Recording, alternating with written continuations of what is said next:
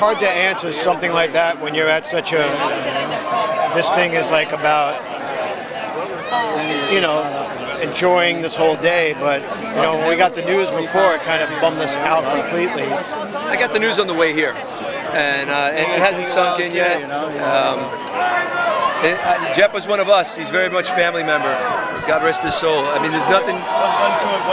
There's no answer. There's nothing. All you could do is tip your hat. Thank you for what you've done for us. Well, as far as certainly for thrash metal and one of the founding fathers of the Big Four, you know, it's in a sad day.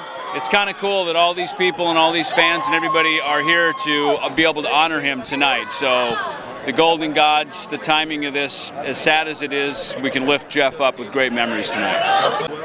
Well, it's always difficult when you lose a metal brother, especially one that, you know, grew up in your area, grew up in your time zone, your, you know, same genre, same, you know, same goals in life, same everything. And to see someone go too early always sucks, you know. It's not the first time for us, but it's never easy, never easy. And God bless him, and R.I.P. Jeff Hanneman. I got to say, Jeff Hanneman was an amazing human being. He was very low profile. He actually chose to lie low and just write some of the greatest riffs ever. So rest in peace, Jeff. We're going to miss you tremendously.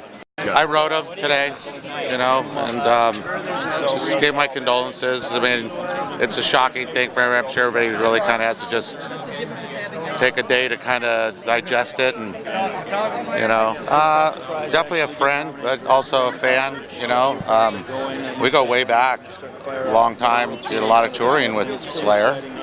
And Jeff was always the down-to-earth guy that liked his friends, his fans, and, you know, liked to have a good time. And it's definitely a sad day because, you know, I'm sure, you know, it's been a long battle for him, and for it to end like this is, you know, bad. Yeah, he was a very down-to-earth guy, and, you know, off stage he had to do a double take because he didn't carry himself like a big, you know, well-known musician that he was. And yeah, he wrote some monumental riffs. I remember seeing them the first time they ever played in the Bay Area while I was in high school, when they supported the band Lost Rocket, and who we've been friends with as well.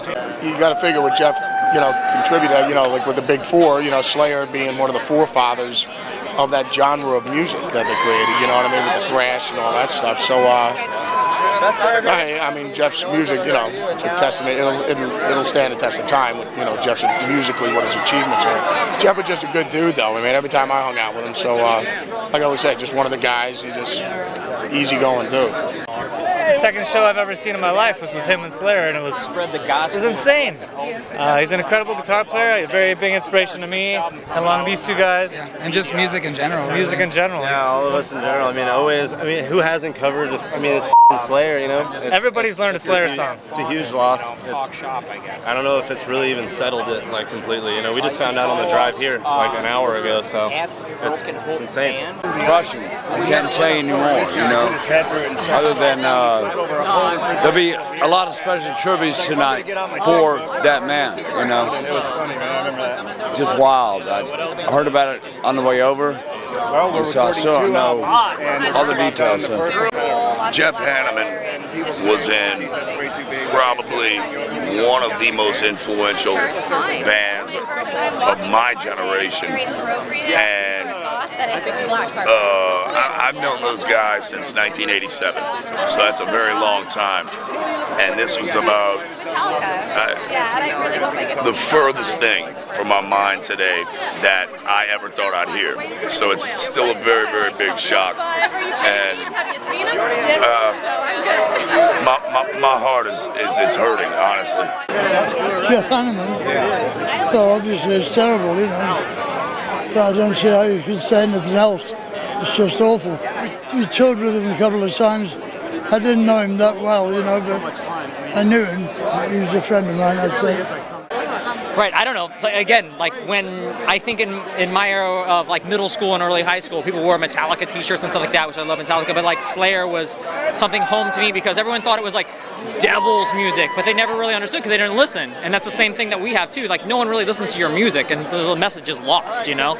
But like I stood behind Slayer like when I was a young kid. It was like what I loved, you know, because no one else kind of knew what it was, you know?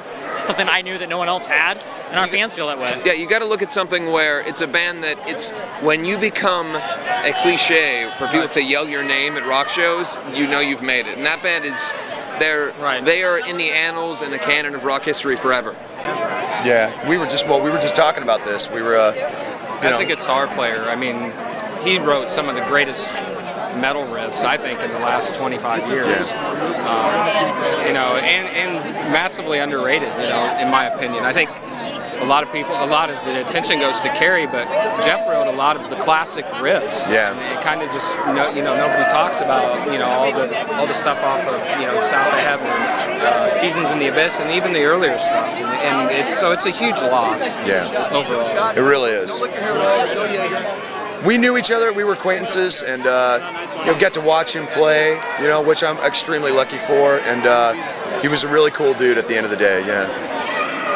It's just been so like amazing, like that it all happens the way it does, you know what I mean? Like the coincidence that we would all be together today, supporting each other in the style and genre of music we do. Him being one of the earliest people to push, you know, really heavy music for it to be accepted mainstream, you know, and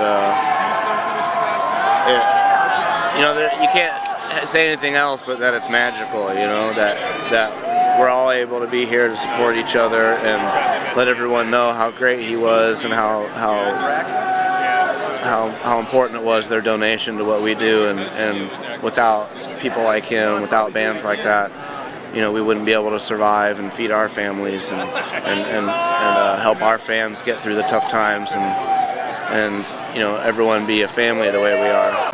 I'll speak about Jeff as a fan because we really weren't close as friends or anything, but we had been together in metal circles for 3 decades together, and my respect for him has always been great, and it's a sad day that we have to witness this at such a young age because he is definitely one of the, how I want to put this, he wrote some of the coolest, best, most memorable, heavy riffs in our genre of music of all time. You know what I'm saying? Rain and Blood and all that kind of thing. It's with us forever, and we're fortunate for that. So God bless him, you know. Slayer was, you know, always a great band. I had the pleasure of meeting Jeff a few times, and I'm actually really saddened by what happened today. And believe me, when I get back to Seattle, I'm going to pull out my Slayer CD collection and just play the shit out of it. I first saw Slayer in 1983 in Toronto at Larry's Hideaway, a little club. This was the Show No Mercy or Haunting the Chapel tour. There was about maybe 15 or 20 people there. And I walked up the stairs and bumped into Jeff Hanneman, and we went into his dressing room and drank some beers and had some smokes and had a great time. And for him to die before the age of 50 is just yet another tragedy of rock and roll that it's just hard to fathom, hard to wrap your head around how somebody could die so young.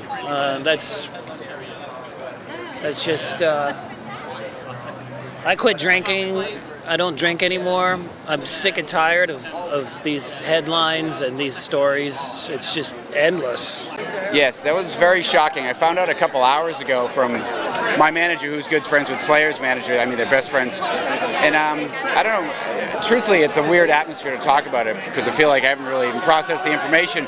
We've done many tours with Slayer. I've known them for 20 years, and it's, you know, really the first thing I think of is the other guys in the band, you know, more than how it affects me, how it affects them. So I feel really horrible for those guys. It's really quite a tragic thing. and he's only 49. I mean, you know, so young.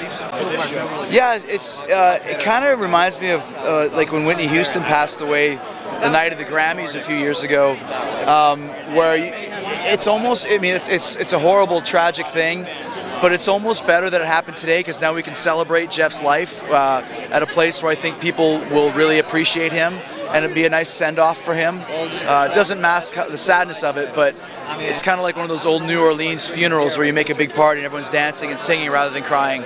Slayer, one of the most seminal thrash bands of our era, one of the big four. The riffs that he helped construct, the vibe that he set, the standard that he set.